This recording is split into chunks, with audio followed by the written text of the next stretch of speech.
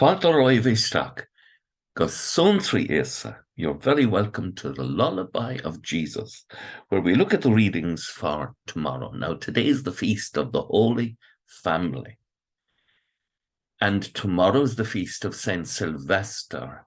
Tomorrow is the 7th day of the octave of Christmas, and the first reading tomorrow addresses the mystery of evil in the church. And John tells us that in the last day, those who are under the power of the Antichrist will emerge in the church. These rivals of Christ come out of our own number, but they never truly belonged. They've never truly submitted themselves to the authority of God. You know that no lie can come from the truth.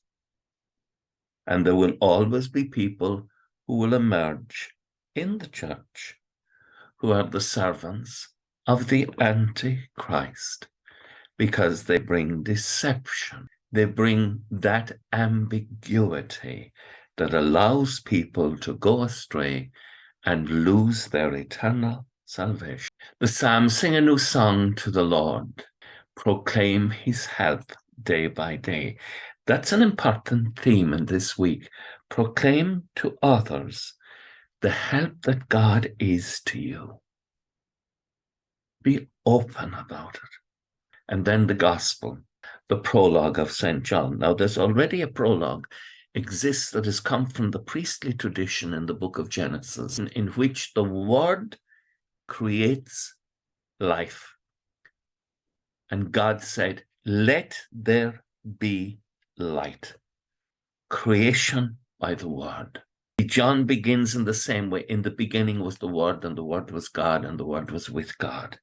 The second person of the Blessed Trinity. And he is the light that is coming to the world, a light that darkness cannot overpower. It's very important for us to grasp the reality of that. Pray to be faithful to the light of God. The Word was the true light, and he gave power to all who do accept him and his word. He gives power to become children of God to all who believe in the name of him who was born not out of human stock or urge of the flesh or the will of man, but of God himself.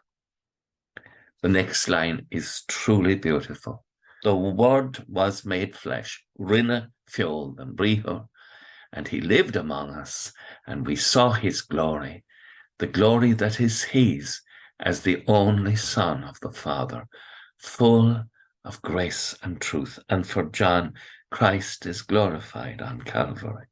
John sees the glory and the fullness of the grace and truth of God revealed in this extraordinary event of love that transforms human history. The final line is one I am in love with. No one has ever seen God. It is the only Son who is nearest to the Father's heart. I love that description of Jesus. He is the only Son who is nearest to the Father's heart. What a description of what it is to be a son. That you're loved by your Father, but also that you seek to be faithful to the Father's heart. That's lacking in the world today. Be faithful to the will of God, to the heart of God, as Jesus was, even to Calvary. No one has ever seen God. It is the only Son who is nearest to the Father's heart, who has made him known. Take up your cross every day and follow him. With thoughts such as these, let us go to our beds and let us pray. We shall indeed awaken in the morning with the praise of God on our hearts and on our lips. Agus gemanad dia ila cóchtach shiv, ahar mach agus spirit neamh. Amen. Slán go fóill. Bye for now.